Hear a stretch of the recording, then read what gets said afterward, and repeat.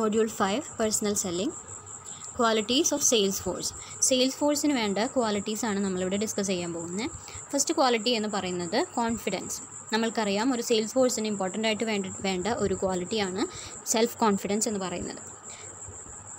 First one, sales force should have a confidence in their abilities and the value of their product or service. They have to exhibit confidence in their body language and eye contact with the customers. The customers are persuaded to believe in the quality and the value of the product when they are influenced by the confidence level of salesman.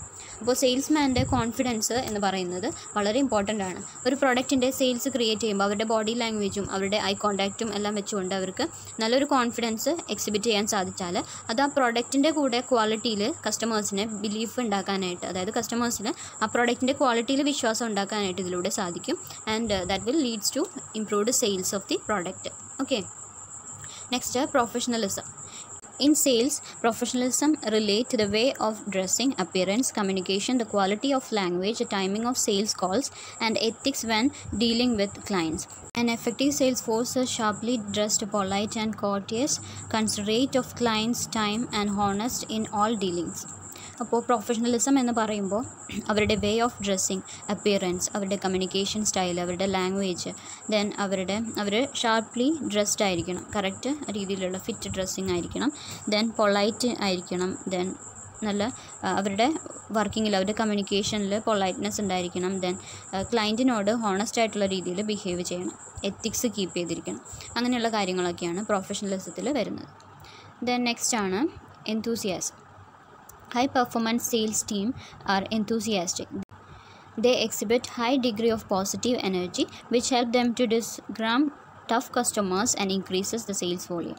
അപ്പോൾ enthusiastic ആയിരിക്കണം, അവർ നല്ല രീതിയിൽ കസ്റ്റമേഴ്സിനോട് behave ചെയ്യാനും ഒരു positive energy അവരിൽ create ചെയ്യാനും സാധിച്ചിരിക്കണം. Okay, in case tough കസ്റ്റമേഴ്സാണ്, കുറച്ച് ടഫായിട്ടുള്ള കസ്റ്റമേഴ്സാണ് എന്നുണ്ടെങ്കിലും അവരുടെ മൈൻഡ് കൂടെ കൺട്രോൾ ചെയ്യാനും അവരുടെ മൈൻഡ് കൂടെ സോഫ്റ്റ് ആക്കാനുള്ള രീതിയിൽ ഉള്ള പെർഫോമൻസ് ആയിരിക്കണം ഇവർ ചെയ്യേണ്ടത്.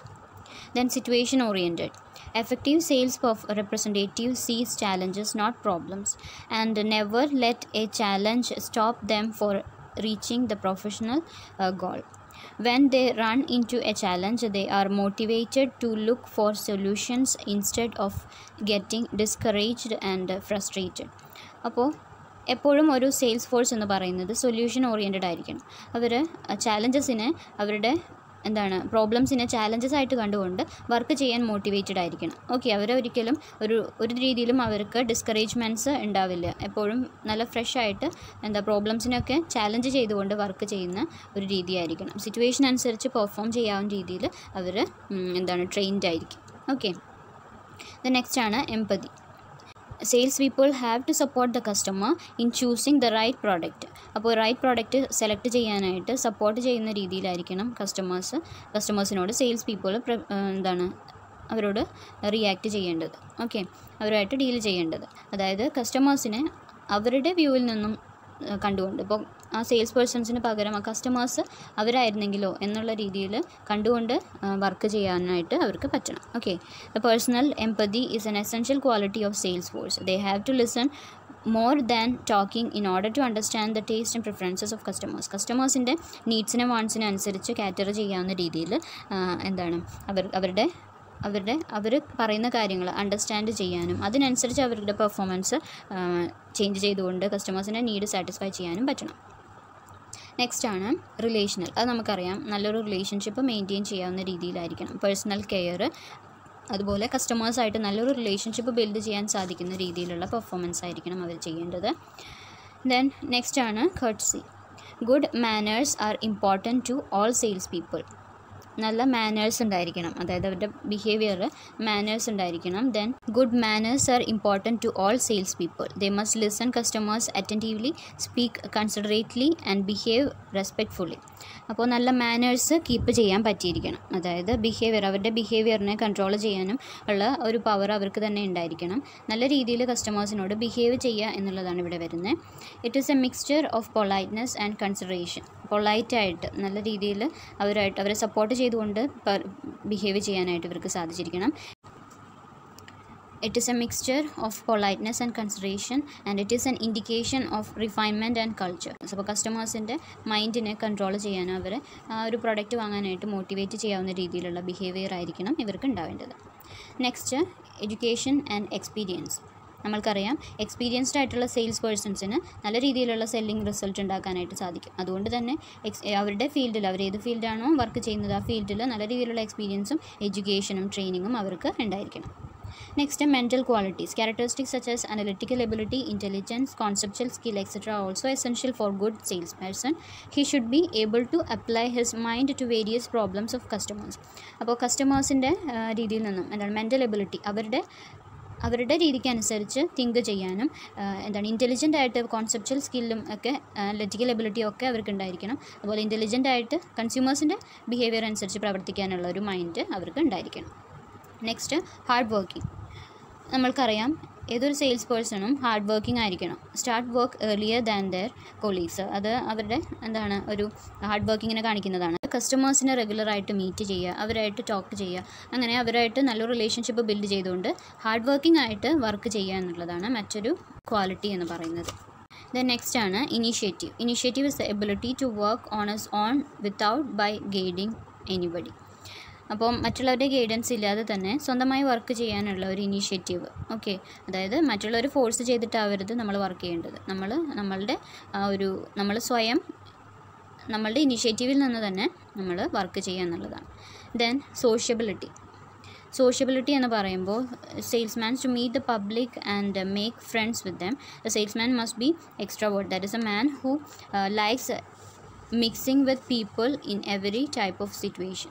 അപ്പോൾ സോഷ്യലായിട്ട് വർക്ക് ചെയ്യാനുള്ള ഒരു എബിലിറ്റി ഉണ്ടായിരിക്കണം. അതായത് പീപ്പിളായിട്ട് കൂടുതൽ ഇൻറ്ററാക്റ്റ് ചെയ്യാനും അതുപോലെ അവരെ ഗൈഡ് ചെയ്യാനും കസ്റ്റമേഴ്സായിട്ട് നന്നായിട്ട് ഫ്രണ്ട്ഷിപ്പ് മെയിൻറ്റെയിൻ ചെയ്യാനുള്ള ഒരു എബിലിറ്റി ഉണ്ടായിരിക്കണം.